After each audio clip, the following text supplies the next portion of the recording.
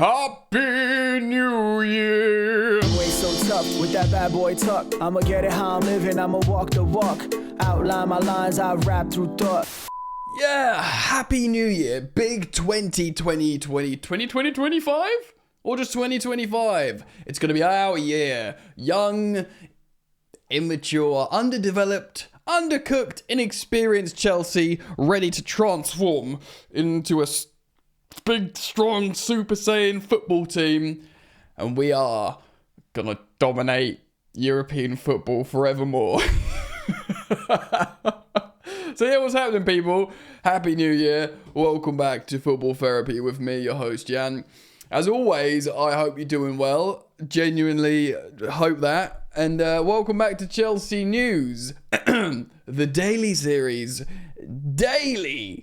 series here on the channel while I reflect on what's being said about Chelsea from across the globe, global news, footballing media, giving you my thoughts on it, my opinions for whatever that's worth, more importantly asking for yours.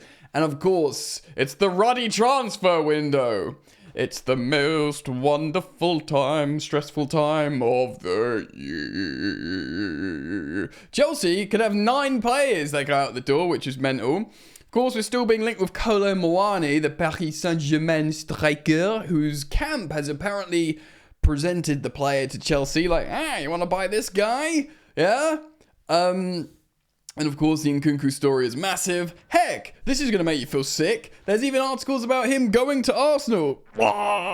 So, we can react to that as well. It's going to be great. It's going to be a good time. It really is. Thank you to all of you who have stuck with me throughout 2024. I started in 2019. So heck, this is going to be the 6th year. 6 years of football therapy. What a beautiful thing it is, friends. So thank you for your support, yeah? And let's get it in 2025. Thanks for supporting the content as always. You're welcome to subscribe and join the fun. Moving forwards into a new dawn, a new day, a new life for me, and I'm feeling good. Alright, mate. So, where should we start? Let's leave the Arsenal story for a little bit, because I don't want to make you guys retch early doors. Let's just quickly round up through players that could leave. I'm going to quickly run through an article here from football.london, just reminding us of players that we could do a lot of business in January. Of course, Chile B, Ben Chilwell, we've done this one to death. He's played literally 45 minutes against League 2 side Barrow this season. That is pretty disgraceful for a Champions League winner. He's got to go, mate. And then he's got to get a goodbye. I mean, he won't get an actual goodbye at the stadium, but, you know, a digital social media goodbye. I hope he gets a good move, bro. Of course, Carney Chukwuemeka. Milan have been really interested in Carnes. 21-year-old attacking midfielder, excellent. Chelsea, of course, reportedly want the full release clause of 40 million quid, which is not saying he's not going to be worth that eventually, but right now, that's going to be tough, so you'd have to imagine a loan. Axel Disasi is being listed here on football.london. He could leave at some point this month, although Chelsea are understood to not be in a rush to let him leave the club. Well, currently our manager's starting him at right back over 3 right backs on the bench, which worries me. But I guess if someone came in and offered some money for him, waved it around, he could go. Kiernan Dewsbury Hall, I don't see him going in January. I see him being utilised in the Conference League for the rest of the season, maybe going in the summer. Now, Mark Gue is an interesting one, and I think it's Bobby Vincent writes here, of course, because he's been good. He's been tremendous in these last 2 Conference League matches. Of course, the league phase is now finished. And that means there's not games all the time against, you know, farmers from Armenia or whatever. I'm not saying he needs to play against that opposition, but it was appropriate for him to develop and settle in. The Premier League is like, loads of people, including myself, would prefer to see him start as a striker than Nkunku at the moment, as a conventional 9. I'm not sure we could see it. There's speculation that he could take a 6 months loan move to Spain, go and play as a starting striker, as as at maybe like a lower La Liga, top flight La Liga club, you know, like actually be the starter as an 18-year-old, which is pretty wild, really. And of course, Cesare Casadei getting loads of interest from Italy. David Washington, Brazilian striker. I mean, if any offers come, Chelsea will accept them. And Harvey Vale, his time at Chelsea has come, of course. Chelsea tried to flog him to Saudi Arabia, which was peculiar. Understandably, he didn't want to go there as a young talent. Really, like, that needs to remedy itself. So loads of exits, and we'll talk about Nkunku in a minute because that's his own deal, right? But let's talk about Kolo Muani. Alright, so you can cite multiple articles. Graham Bailey, journalist, and others. Of course, the story originated from France. Randell Kolo Muani, he earns about the same money as Christopher Nkunku. In fact, I think it's pretty much the same. There was actually an article I read quickly on a fleeting tangent here on Give Me Sport. We're going to go courtside in a moment on Give Me Sport. That said, Nkunku joined Chelsea from RB Leipzig at the start of last season on a reported £300,000. Now, I'm pretty darn sure Nkunku does not earn £300,000 at Chelsea. Though, I do think he is possibly the highest earner / joint highest earner currently playing. Of course, Sterling's at Arsenal. Probably joint highest earner with Reece James. So Reece James is on about 200k a week. I think Nkunku's on about 200k a week, which is a lot, right? Cole Palmer just got his massive pay rise for being the best player in the world to 120k a week. So to be like on 200k a week is a lot of money in this current Chelsea structure. Look, you know, Bukayo Saka and Kai Havertz are on like over 300k a week at Arsenal. Like, you know, top 4 big clubs in England pay, and Chelsea historically pay a lot of money. But the new wage structure dictates that we don't pay that much. So, Kolo Muani is on the reported £203,000 a week, which is pretty much the same as what Nkunku is. Now, if you did a straight swap for the same wage amount, and let's just say theoretically for the same transfer fee, swaps don't happen, excuse me, but if you thought like this was possible, player value, swap, same wages, yeah, Kolo Muani, I think many people would take him because he's a striker. He's a striker. Look at this picture. Yeah? Chelsea, Nkunku, chatting to Kolo Muani, thinking of the link to Chelsea. And who's this little guy? It's Kante. We love him. Of course, he went to PSG, Kolo Muani, for a deal that could rise up to 90 million. 90. Of course, his value has dropped dramatically because he never really popped off at PSG. And that's largely because Luis Enrique just doesn't fancy him. Doesn't mean he's a bad player. He still always gets called up for France. And he's 26 years old. He's like prime-ish, you know. So if he comes to Chelsea, right? Because apparently the story is that his camp has been told, he as a player and his camp has been told he's free to depart this month. They've used different strikers. They've used false nines. They've still got Gonzalo Ramos. And they just, you know, he's not fancied, right? Of course, he had a really good time at Frankfurt prior to going to PSG for a lot of money. And like I said, he still always gets called up by Didier Deschamps for the France national team. Whether you like him, whether you dislike him, one thing for sure is he is a striker in his prime who is a centre forward and probably suits Maresca's system more than Nkunku. Now, we all may have our own thoughts, feelings and opinions and ideas about what the long-term solution is to have a proper good striker to compete with, push for, or even play above Nico Jackson, even though I think all Chelsea fans are generally happy with the acquisition of Nico Jackson. 29 million quid for that guy who's that young, who plays for 90 minutes every week. Excellent business. I think everyone's high on Jackson. Many people will be like, he's our starting striker and we need a better backup. That's not Nkunku, who's not a striker. Again, when I say this, I'm not slagging off Nkunku. He's an amazing footballer. He's just inappropriate for what we're trying to do here. And I'm not trying to necessarily sell him. If it works, great. He's wicked. I love the balloon celebration. Fine. You know, whatever, man. But it's literally just having like a striker to come on. That's a striker basically that can play as a hold-up player, that can win aerial duels, that can occupy centre backs, all that kind of stuff. So whether you're I want Jackson to start, which is fine. Maybe that's the right thing to do. Or whether let's get someone else to start that can be slightly different. I think everyone would welcome a new centre forward. Now, again, people like Victor Gyökeres, people like Victor Osimhen.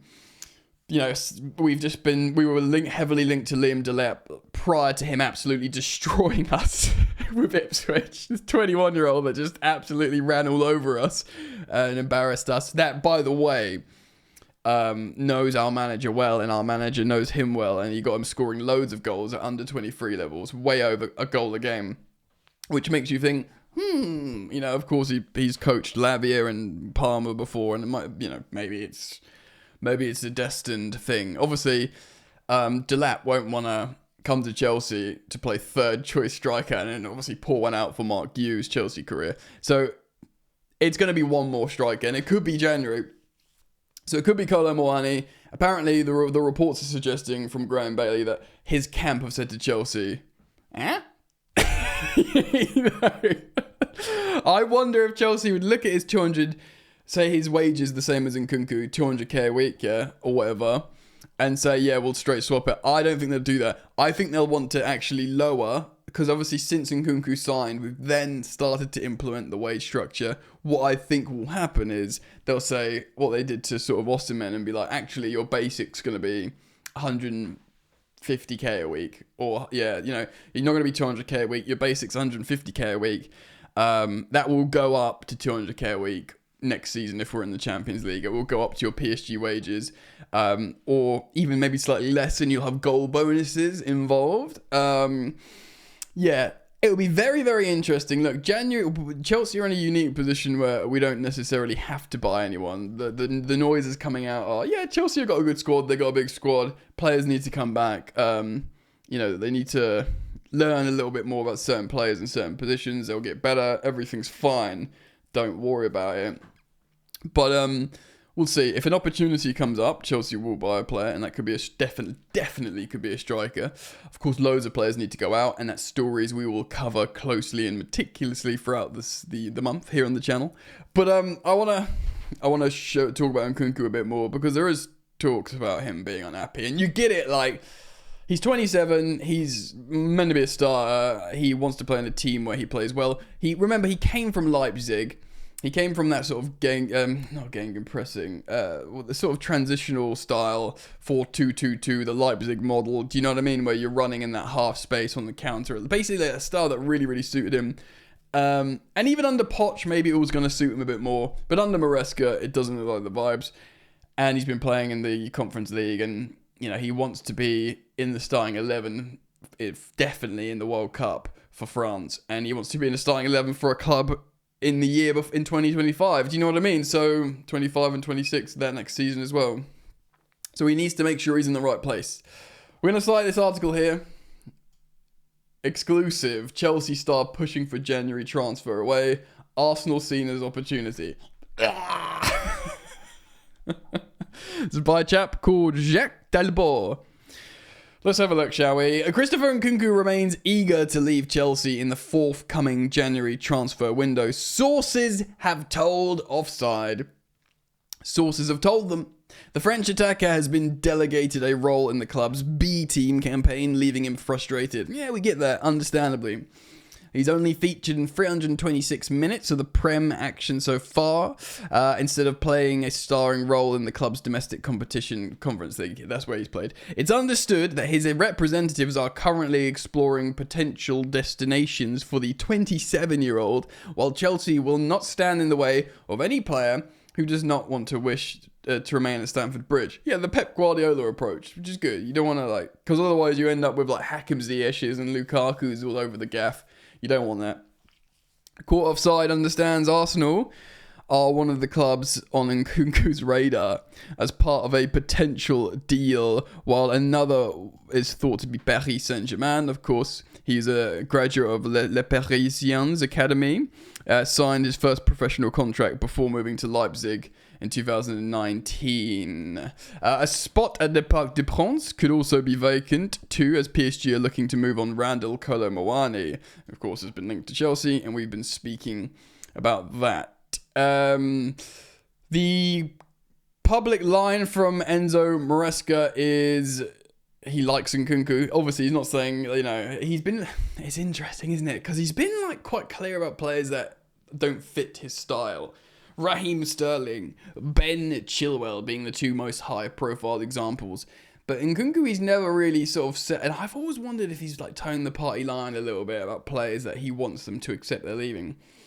But I wonder what's the deal was with Nkunku, because I think everyone accepts he's a great finisher, but I think over time, Maresca is just learning more and more that whether it's this, he hasn't got the space to attack, that left pocket to occupy, which he wants to do. The club, the side, the tactics aren't as transitional. He just simply can't get the starting role he wants.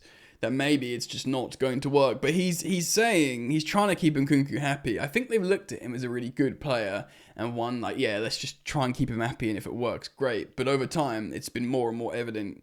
I mean, I've always had this position to the point where I got stick for it, but now a lot of people are aligning that maybe he's not appropriate. And by the way, I was so gassed when we signed Nkunku because he's such a good finisher. He's elite, and he's a cool footballer. He's cool. Do you know what I mean? The balloon celebration as well is fun. It's all cool. I like it.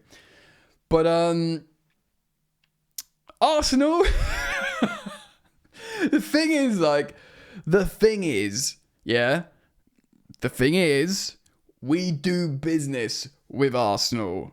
And obviously, in recent years, the Willians and the David Luizes, but, more recently, the Jorginhos, the Havertzes, heck, the Raheem Sterlings. But months ago, there is an open line of... We don't take their players.